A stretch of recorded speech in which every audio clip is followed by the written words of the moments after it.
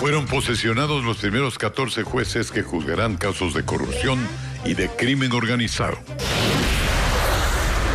La Fiscalía pide que los procesados en el caso Las Torres paguen al Estado más de $4 millones en compensación por los actos de corrupción. En un cambio de posición, el correísmo apoyará el proyecto de reformas del gobierno para que las Fuerzas Armadas cooperen en el combate al crimen organizado. Un día después del caos político que vivió Perú con la destitución de Pedro Castillo, la nueva presidenta busca apoyo. Esta tarde y noche se reúne con congresistas de varias tendencias. Dictan 7 días de prisión para el expresidente de Perú, Pedro Castillo, acusado de rebelión y conspiración. Está detenido en la misma cárcel del exmandatario Alberto Fujimori. Estudiantes y profesores que tengan síntomas respiratorios no podrán asistir a los centros educativos por 5 días para evitar el contagio. ¿Cómo están? Buenas noches, amigos. Las noticias de hoy.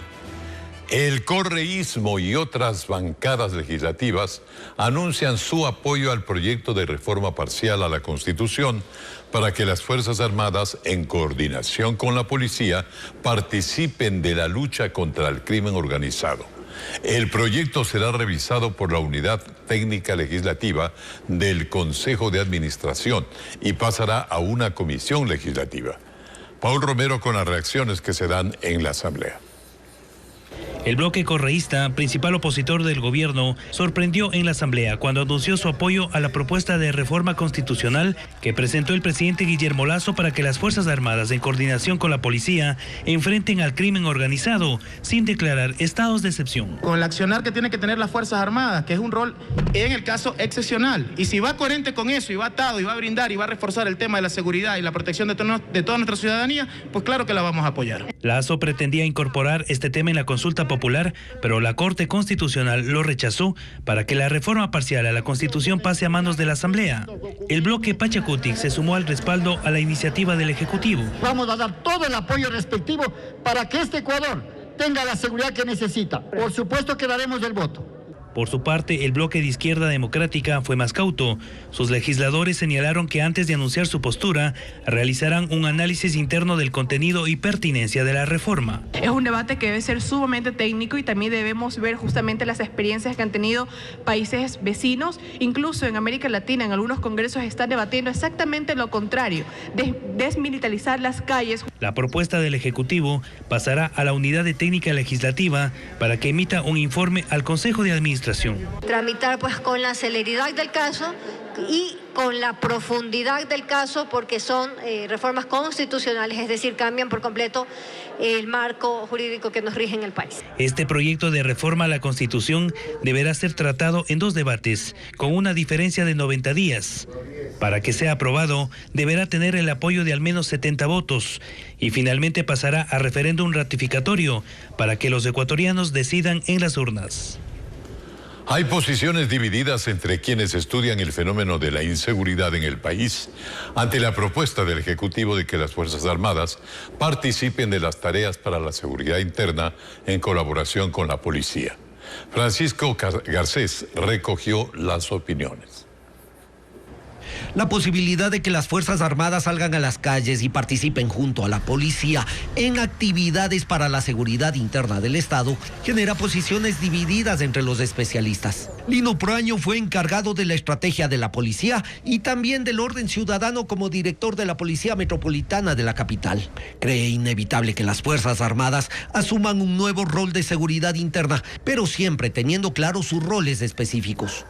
Yo lo veo de una manera muy positiva, el apoyo de Fuerzas Armadas, pero siempre y cuando existan los protocolos y el reglamento específico que determine claramente cuál va a ser la misión y cuáles van a ser los ámbitos en los cuales Fuerzas Armadas va a apoyar, como es el control de narcotráfico, de explosivos, de armas en las fronteras, en el ámbito marítimo. En cambio, el periodista Arturo Torres, experto en el área de seguridad e investigación, cree que tener las Fuerzas Armadas en las calles para seguridad interna puede tener más riesgos que ventajas por su formación específica. Seguimos siendo muy reactivos, no hay trabajo de prevención y no hay como unas políticas mucho más cruzadas que permitan entender este fenómeno desde otra visión, ¿no es cierto? Y creo que esto le está costando todavía mucho al gobierno comprender.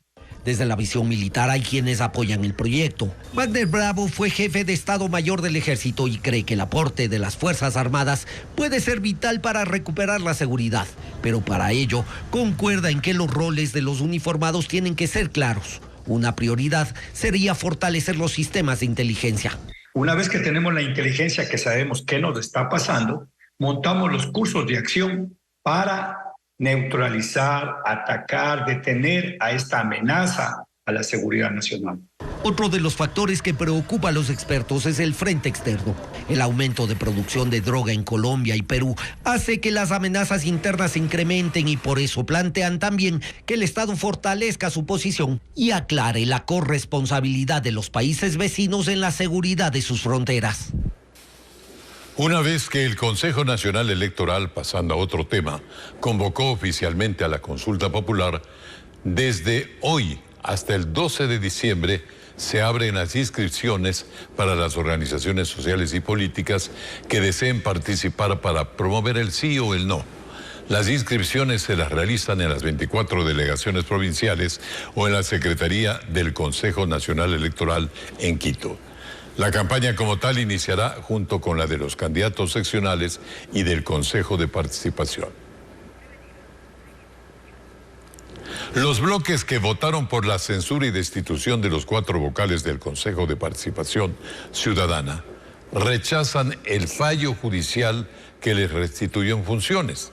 Mientras tanto, los que rechazaron el juicio exigen al presidente de la Asamblea que cumpla el fallo judicial y coloque una placa con las disculpas públicas, como dice el juez. Paul Romero con el informe. La censura y destitución de los 4 consejeros de Participación Ciudadana y Control Social quedó sin efecto una vez que el juez de la Concordia, Ángel Lindao, aceptó la medida cautelar que los favorece. La resolución judicial molestó a los legisladores que impulsaron el juicio político, la coalición de mayoría correísta, social cristiana y disidentes de Pachacutic. Hay una sentencia, no podemos hacer absolutamente nada, no podemos estar posesionando o principalizando a otros consejeros, están ellos ya ahorita nuevamente reintegrados en sus funciones. Y encima vemos que manipulan las decisiones de la justicia y les dan el fallo a favor de ellos. ¿Y qué pasa? Lo restituyen. Por favor, ¿de qué estamos hablando? ¿Dónde queda la independencia de la función? El juez dejó sin efecto el juicio político y ordenó al presidente de la Asamblea, Virgilio Saquicela, a pedir disculpas públicas y colocar una placa con la frase: ningún poder del Estado está por encima del control constitucional. Los legisladores que no apoyaron el juicio político señalan que a las autoridades del Parlamento no les queda más que acatar el fallo. Es obligación del presidente de esta Asamblea cumplir con esa resolución constitucional y tendrá que poner, lamentablemente para él, una placa aquí pidiéndole disculpas a los 4 consejeros que equivocadamente destituyeron. Argumentan que durante el juicio político hubo irregularidades. Lo que comienza mal termina mal. Se les advirtió que estaban cometiendo una ilegalidad a comenzar un juicio político seleccionando a quien les convenía y a quienes no. Tras la decisión judicial, el presidente de la Asamblea suspendió sus constantes intentos de posesionar a los consejeros suplentes. La fiscal general del Estado pidió la pena máxima por el delito de delincuencia organizada en contra del excontralor Pablo Celi y del exgerente de Petroecuador Pablo Flores. Así inició la etapa decisiva de la audiencia en el caso de las Torres llamado. Francisco Garcés sigue el caso y nos cuenta. El caso Las Torres, en el que se juzga la posible existencia de una organización que se dedicaba a desvanecer glosas a cambio del pago de coimas, entró en su etapa decisiva. Tras 45 días de audiencia, la Fiscalía emitió sus alegatos finales.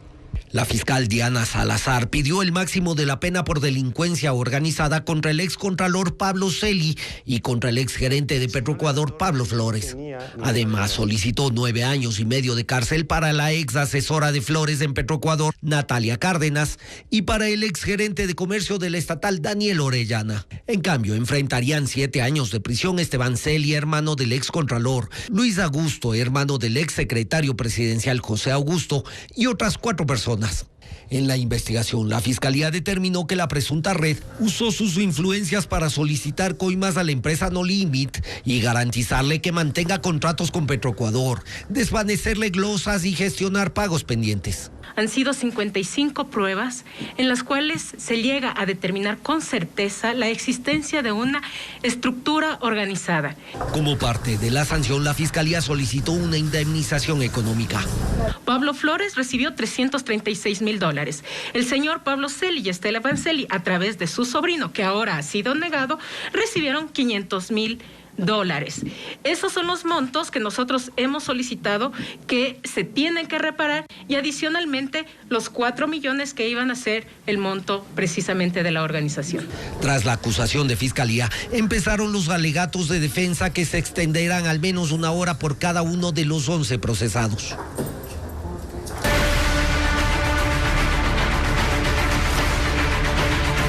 Perú, crisis política.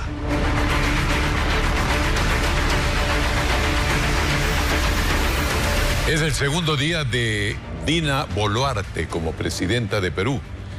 El mayor reto al que se enfrenta es el de conseguir el respaldo para continuar con su gestión ante los pedidos de adelanto de elecciones.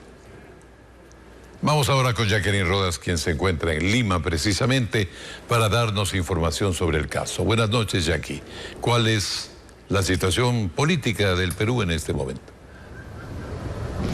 Alfonso y amigos, buenas noches. Los saludo desde Lima, la capital de Perú, y como bien dices, Alfonso, al parecer es esa búsqueda de respaldo, de apoyo, lo que hace que hasta este momento Perú no tenga ministros. La nueva presidenta, Dina Boluarte, ha dicho que ni siquiera tiene aún el nombre de quien sería el jefe de gabinete. Y esto es porque el día de hoy, desde las 9 de la mañana que llegó acá al Palacio de Gobierno, ha mantenido intensas reuniones. Ya en la tarde y noche, por ejemplo, se ha reunido con 3 bloques legislativos de todas las tendencias. En las siguientes horas tendrá 2 reuniones más y continuarán estos encuentros el día de mañana. Se entiende que son conversaciones, pero además negociaciones, porque como bien dijo en su discurso de ayer cuando la juramentaron como la nueva presidenta, ella buscará que conformen todas las tendencias políticas y todos los grupos sociales este gobierno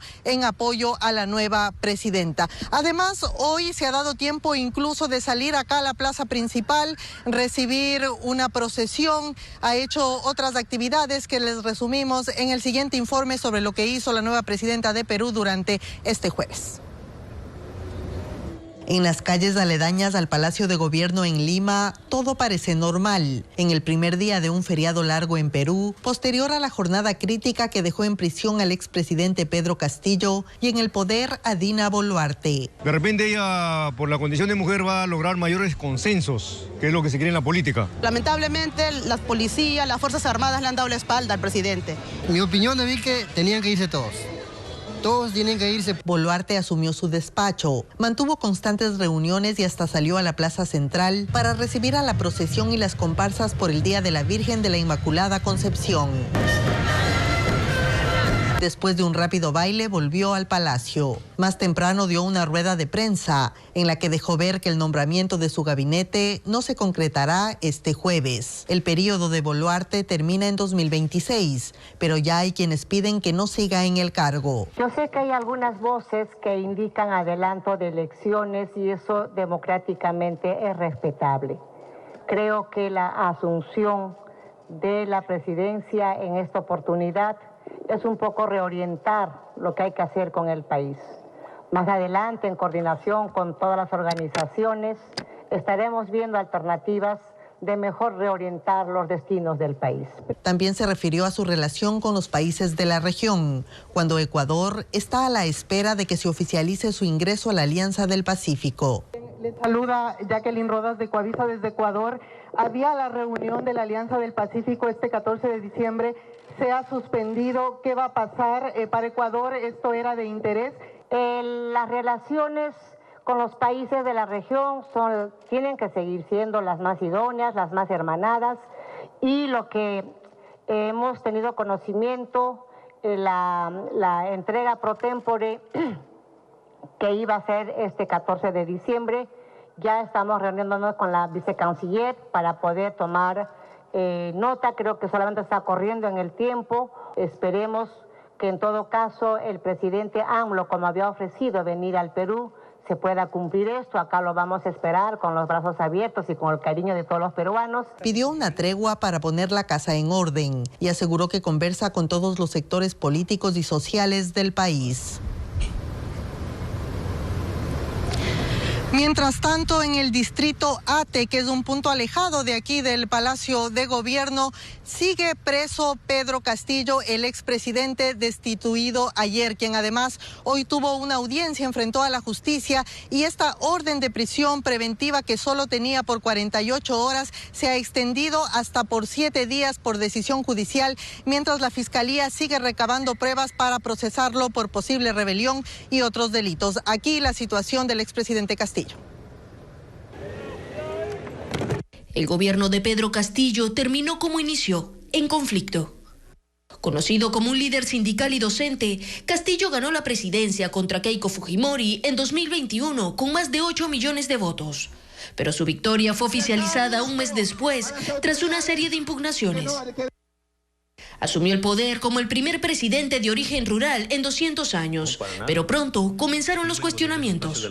No ha sido fácil. Fue denunciado 6 veces por corrupción, desde haber plagiado su tesis de grado hasta liderar una organización criminal que negociaba con obras públicas.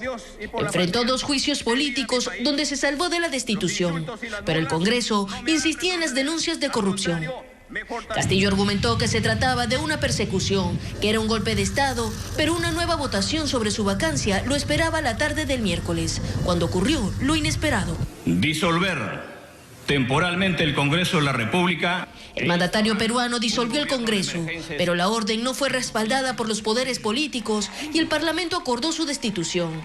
En solo 3 horas, Castillo pasó de ser jefe de Estado a un criminal esposado. Fue enviado a una prisión de máxima seguridad, donde también está el expresidente Alberto Fujimori. Y este jueves, un juez ordenó prisión preliminar por 7 días en su contra, por cargos de rebelión y conspiración. Así como está la situación en Perú, todavía no se puede hablar de estabilidad. Mañana todavía no hay ninguna convocatoria oficial para la posesión del gabinete ministerial que estaba previsto que suceda hoy en la mañana. Nosotros seguimos, Alfonso, aquí en Lima, pendientes de lo que pase en esta crisis política que vive este país. Muy bien, Jacqueline. Adelante pues con tu trabajo y tus informes para los oyentes de Televistazo. Vamos a una pausa, amigos. Más adelante, alumnos y profesores que tengan síntomas respiratorios no podrán asistir a los centros educativos por 5 días para evitar el contagio del COVID-19 o influenza. Así lo establece el Ministerio de Educación.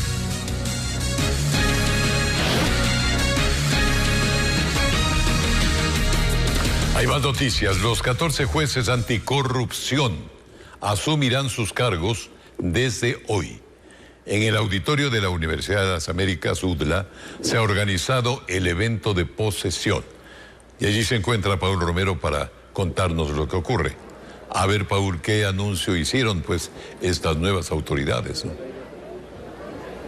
¿Qué tal, Alfonso? Buenas noches. Efectivamente, hoy se realizó la ceremonia de presentación de los 14 jueces anticorrupción y de crimen organizado, en este caso, que van a ser posesionados directamente por el Consejo Nacional de la Judicatura. Ellos van a tratar asuntos estrictamente relacionados al crimen organizado y también al tema de la corrupción, según lo anunciaron en este caso las autoridades aquí presentes. El proceso organizado por el Consejo de la Judicatura tardó 2 años y los jueces se especializarán en el juzgamiento de 42 delitos. 7 por delitos de corrupción, entre ellos peculado, enriquecimiento ilícito, concusión, cohecho, tráfico de influencias, testaferrismo y además 37 delitos en casos de crimen organizado. Aquí entra, por ejemplo, el narcotráfico, delitos conexos, lavado de activos. Ustedes observan en las imágenes en el momento en que el presidente de la República, Guillermo Lasso, y varias autoridades del Consejo de la Judicatura entregaron este certificado de la representación a partir de hoy de estos 14 jueces que ingresan al sistema judicial. Hay que recordar algo importante, que todo este proceso que llevó adelante el Consejo de la Judicatura fue con respaldo de organizaciones internacionales, en este caso de la Unión Europea y también de la Embajada de Estados Unidos. ¿Qué dijeron sus representantes, sus delegados? Escuchemos. Impartir justicia en casos vinculados a grupos delincuenciales, transnacionales, narcotráfico y redes de corrupción, que requiere de su parte una enorme valencia, integridad y el convencimiento que a través de su trabajo se realizará un aporte sustancial a la seguridad pública nacional, a la lucha contra la impunidad y al Estado de Derecho.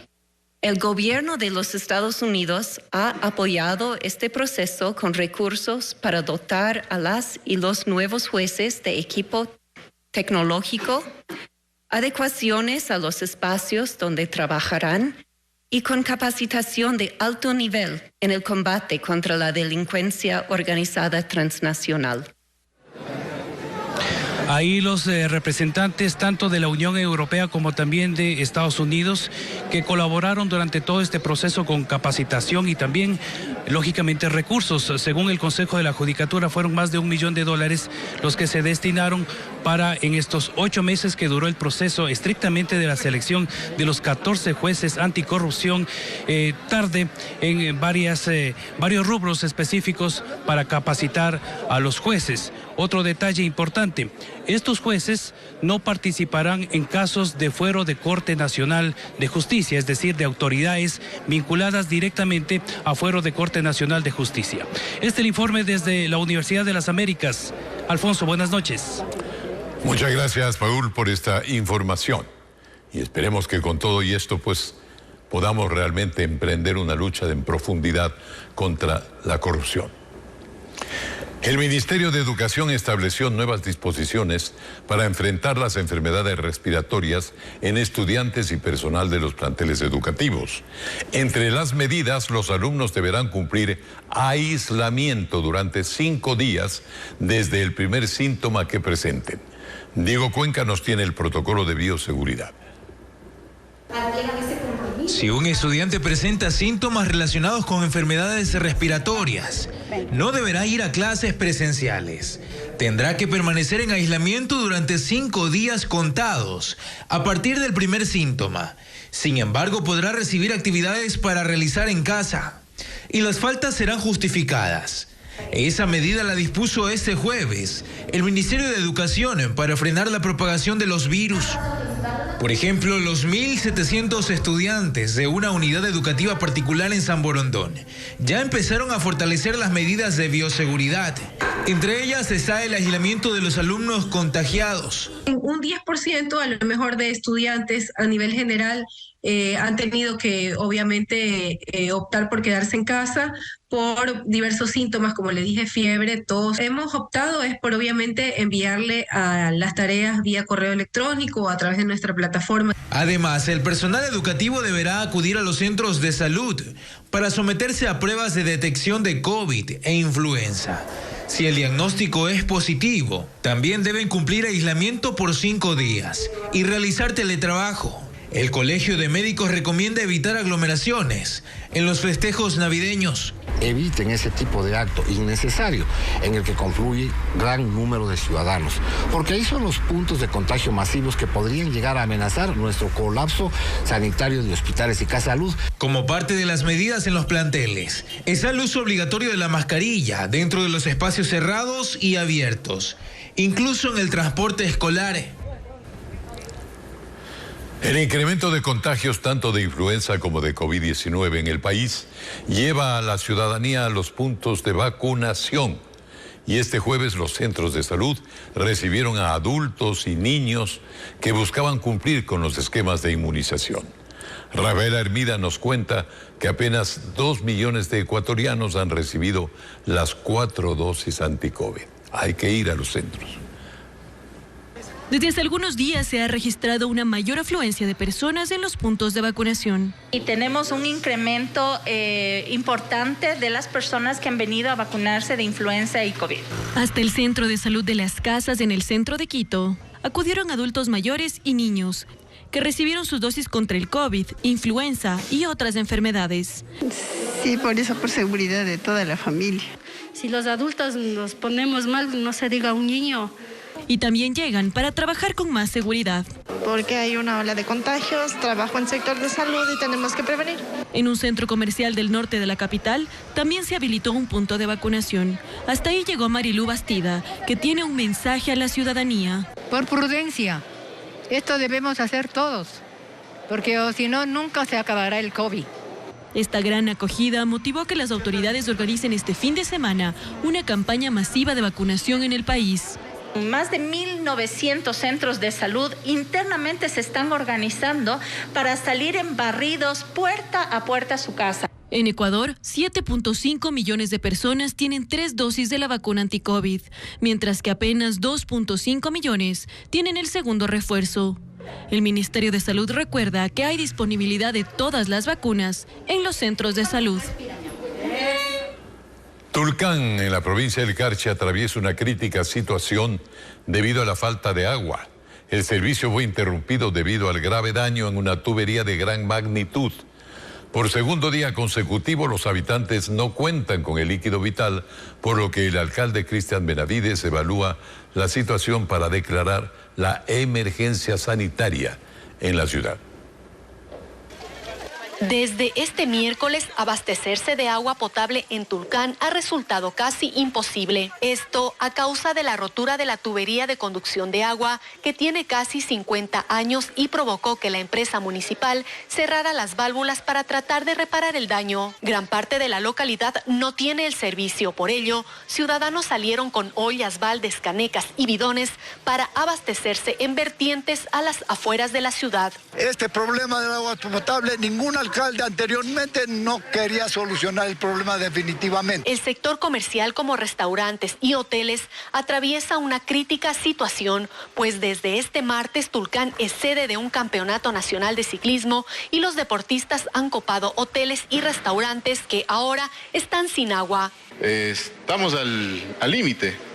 Hemos tenido inconvenientes desde el día de ayer en suministrar el agua potable para las necesidades de nuestros usuarios de los servicios hoteleros. El problema de la rotura de tubería en Tulcán no es nuevo. La alcaldía ya ha invertido más de $3 millones en el cambio del sistema de conducción, pero los trabajos no concluyen. No hay una declaratoria de emergencia, aún estamos esperando ver si se puede resolver en el transcurso del día. De todas maneras, hemos pedido que el aplazamiento de clases sea hoy. Otro inconveniente es que los repuestos que se requieren ya no se fabrican. Los accesorios que por la vejez que tiene la tubería, ya no se tienen esos accesorios en el mercado. Adaptamos, pero realmente no pudo soportar la presión que tiene en este sitio. Mientras tanqueros con agua recorren la ciudad y los trabajos en la zona de la rotura continúan, de momento no existe un pronunciamiento por parte de las autoridades sobre el tiempo que les tomará restablecer el servicio. Por esto las clases siguen suspendidas hasta nueva orden.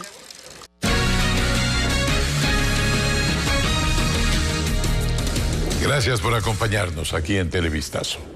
Una joven madre fue asesinada frente a sus hijos menores de edad El hecho ocurrió en el cantón Pedro Carbo, provincia del Guayas, donde la comunidad logró atrapar al exconviviente de la víctima, principal sospechoso del crimen.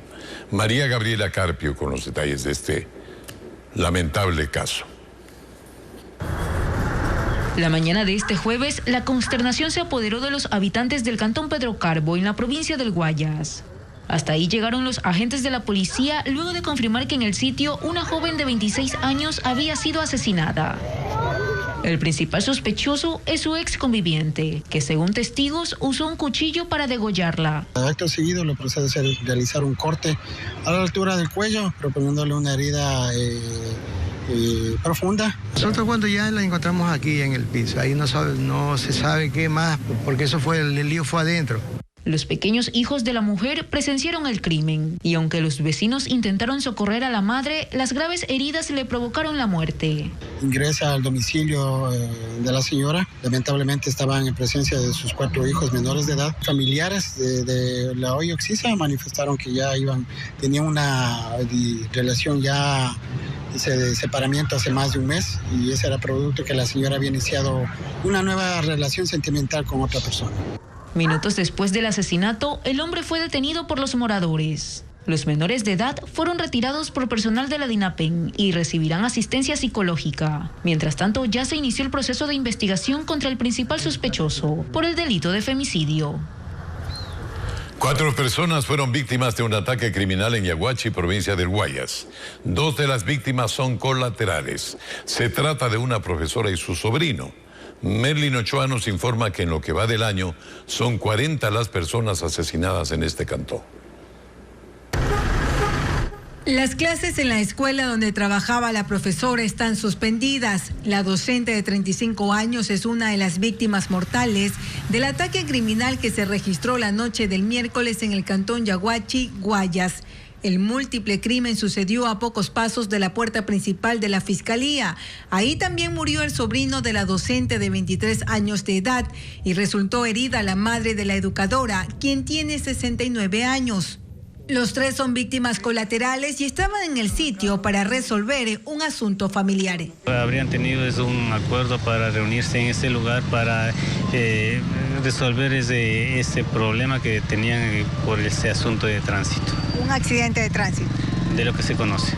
Según la policía, en el lugar se habían reunido 5 personas. Una de ellas estaba dentro de un carro. El resto se encontraba junto a una moto. De pronto llegaron 4 sicarios en 2 motocicletas y empezaron a disparar. Testigos indican que una banda narcodelictiva quería asesinar a alias La Diabla y a su pareja, ambos con antecedentes penales. Los 2 murieron, pero los proyectiles también alcanzaron a las otras personas. La hoy Oxisa, alias La Diabla, habría tenido ya un antecedente que habrían atentado contra su vida y en ese evento habría perdido la vida su madre. Durante estas rencillas que mantienen estas organizaciones se tiene conocimiento que ella habría sido amenazada. Tienen antecedentes penales. ¿Por qué delitos? Tienen delitos por tentativa de asesinato, por robo, por tráfico de sustancias sujetas a fiscalización, por lesiones. A este cantón ya llegaron algunos agentes de inteligencia y están analizando los videos de las cámaras de seguridad que hay en este lugar para tratar de identificar a los 4 sicarios. La profesora y su sobrino serán velados en el centro del cantón. Su familia no quiso referirse al tema. En Yaguachi, en el 2021, se registraron 14 muertes violentas, mientras que en el 2022 ya van 40. Según los uniformados, la mayor cantidad de crímenes están relacionados a la venta y distribución de drogas en el lugar. Continuamos. Ante el repunte de infecciones respiratorias en el Ecuador, es obligatorio el uso de la mascarilla. Ana María Palacios entrevistó a expertos que nos explican cuáles son las causas de los contagios y cuáles son las recomendaciones para evitarlos.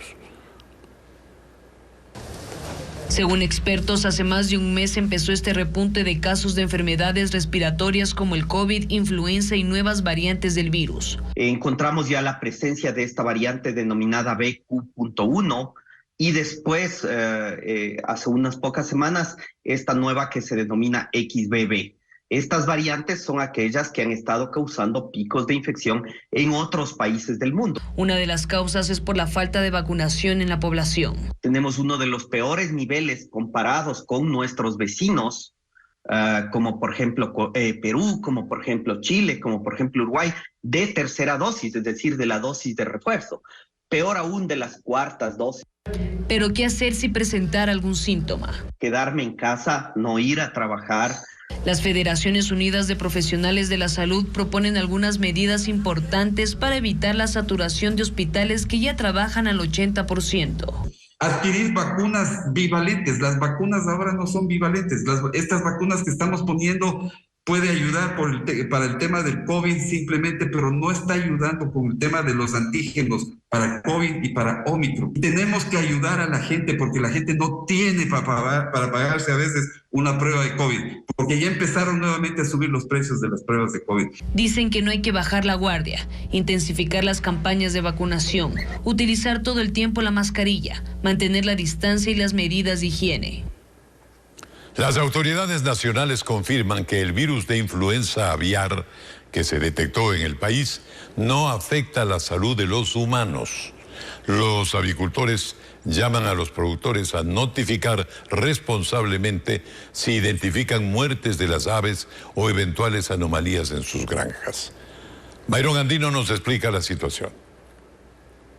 El Instituto de Investigación en Salud Pública ratificó los primeros estudios sobre el tipo de virus de influenza aviar que se había detectado en una granja en Cotopaxi y que había ocasionado que más de 180,000 aves sean sacrificadas en medio de la emergencia zoosanitaria. El Ministerio de Agricultura indicó mediante un comunicado que esta influenza y el consumo de carne de pollo y huevos no afecta a la salud de humanos, es decir, solo se contagia entre aves. El abastecimiento de esos productos no se ha detenido. Las autoridades y productores indican que la actividad avícola debe continuar para fomentar su economía. Que no existe riesgo del consumo, que estamos en unas fechas donde se incrementa el consumo de nuestras proteínas, pavo y pollo. Garantizamos no solo el abastecimiento, la calidad y la cantidad, sino que pueden consumir con absoluta tranquilidad nuestros productos. Desde el gobierno, los controles siguen porque el virus aún circula en países de la región. Mantenemos la vigilancia, monitoreo y muestreo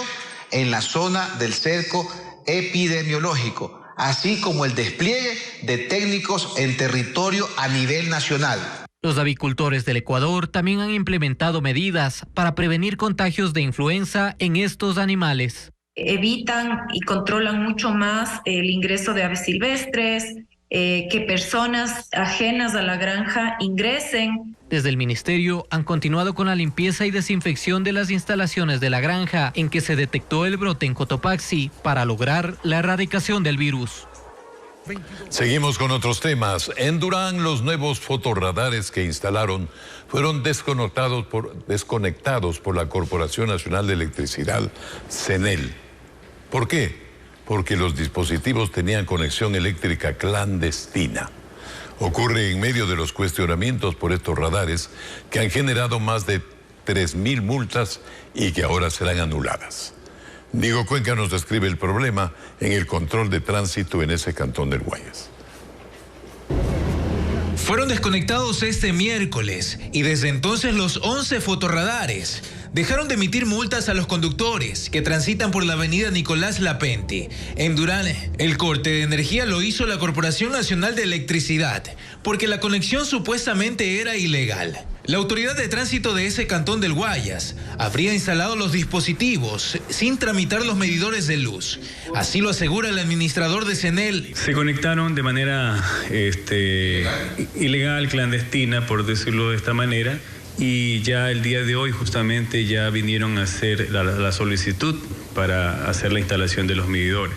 Pero el gerente de la Autoridad de Tránsito de Durán dice que no es así. Si hubo esa equivocación, qué sucedió, porque ayer lo desconectaron y hoy en la mañana ya está. Estamos levantando información de qué error técnico existió para que se haya dado esto. Pero en nuestro recorrido constatamos que los radares siguen desconectados. No deberían de estar funcionando porque fueron cortados esta semana. A eso se suman los cuestionamientos de los conductores de vehículos livianos, que tienen que circular a una velocidad de hasta 50 kilómetros para no pagar $425 de multa. Esto es un obstáculo mejor, más el tráfico, solo para sacar dinero lo que es aquí al conductor. Desde el 1 de diciembre, los fotorradares en la localidad han emitido más de 3.000 multas, pero según el alcalde serán anuladas por la confusión del límite de velocidad. La decisión la tomará este viernes el Consejo Cantonal. Se está pidiendo al Consejo Cantonal que se permita cambiar de 50 a 70 kilómetros límite de velocidad para los livianos en la vía Nicolás Pinti y 50 para los pesados. Y asimismo, anular todas las multas que se han generado el 1 de diciembre hasta el cambio de límite de velocidad. Eso mientras la Comisión de Tránsito del Ecuador traspasó sus competencias del control vehicular al municipio de Durán, que ahora cuenta con 200 agentes de tránsito que patrullan las calles. Y ahora algo bueno, más productores y directores de cine de Ecuador se suman al pedido del sector audiovisual de que en el proyecto de ley de transformación digital se incluya la facilidad de inversión para los extranjeros interesados en hacer cine en Ecuador. Juan Carlos Asprúa nos cuenta además que la propuesta tiene el apoyo de representantes de las cámaras productivas. Los representantes del sector audiovisual en Ecuador consideran que al país le falta un incentivo en materia fiscal para atraer nuevas inversiones que incentiven a la industria cinematográfica. Productores y directores de cine consideran que el proyecto de ley de transformación digital enviado por el Ejecutivo a la Asamblea es la oportunidad para incluir el certificado de inversión audiovisual, conocido por sus siglas como SINA. El Ecuador tiene una serie de condiciones muy favorables para la producción audiovisual, entre esas locaciones, que todas esas locaciones son muy cercanas, muy accesibles, tiene una buena oferta hotelera, de transporte, experiencia en cinematografía, buenos profesionales, pero nos falta estos incentivos que permitan que la inversión extranjera llegue y que sea atractiva. Según las cifras del sector, en contenidos audiovisuales durante la pandemia se invirtieron más de $200.000 millones en el mundo. De esta cantidad, 7.000 millones fueron en América Latina. Sin embargo, Ecuador no vio un centavo de esos recursos. Por eso comparan con Colombia, en donde ya se aplica este mecanismo tributario, en el que el Estado devuelve un porcentaje de la cantidad invertida en el país, lo que a su vez genera un incentivo a las compañías internacionales para que vuelvan a producir en el mismo territorio. Así es como entre 2020 y 2022, con el SINA, Colombia tuvo una inversión en la industria audiovisual de $260 millones, generando a su vez unos 20.000 empleos directos. Los grandes capitales todavía no están en el Ecuador. Entonces, si no tenemos incentivos para la inversión extranjera, para que un estudio desde Hollywood, desde México, desde Argentina, desde donde están los grandes hubs de producción audiovisual, pueda invertir en Ecuador, simplemente no vamos a ser competitivos. Vamos a poder tener un crecimiento limitado interno. Quienes representan al sector audiovisual precisan que el 67% de los costos para producir una película o serie en nuestro país se reparte en otras actividades que no tienen que ver con esta industria, como comercio, turismo, transporte, catering, moda y estética. Es por ello que la iniciativa recibe el apoyo de la Cámara de Comercio de Quito. Entonces, en este sentido, creemos que el costo-beneficio de un certificado que va a generar la atracción de inversiones siempre está a favor de hacerlo frente a no hacerlo. En realidad al Estado no le está costando nada, porque hoy día no está aquí esta inversión. Si la traigo y le exonero de parte de los tributos, entonces esta parte que no le exonero es una parte que me está llegando, es nueva. Por lo tanto, en realidad no hay un sacrificio fiscal. El certificado de inversión audiovisual ya fue incluido por la Comisión de Desarrollo Económico en el informe para el primer debate de la Ley de Transformación Digital, que se llevará a cabo este fin de semana en el Pleno de la Asamblea. Nosotros apoyamos también esa posición de los cineastas ecuatorianos, muy justa para desarrollar cine nacional y extranjero, pero en nuestro territorio. Se presentó el mini documental que retrata el sacrificio y la constancia de las familias de niños que padecen cáncer. En el país, el 42% de los niños con esta enfermedad abandonan sus tratamientos por falta de recursos y por ello el trabajo de fundaciones como la Casa Ronald McDonald trascienden. Veamos. 7 años tenía Robinson Quiroz cuando los médicos le detectaron leucemia. Ahora tiene 13. La mitad de su vida ha lidiado con una enfermedad que requiere de recursos, de una voluntad que no se quiebre, de una firmeza que no se acaba. Él vive en San Isidro con sus padres y llegar al hospital en busca de su tratamiento es solo la primera parte de su sacrificio. A veces nos toca el examen de sangre, eso de las 7 de la mañana. Tenemos que coger carro eso de las 3 de la mañana. La leucemia a Robinson le trastocó la niñez. Es el último de 4 hermanos. La escuela la ha avanzado a contracorriente y quiere llegar a la universidad. Su ilusión es ser futbolista profesional, pero por ahora ese sueño se ha convertido en un objeto inservible.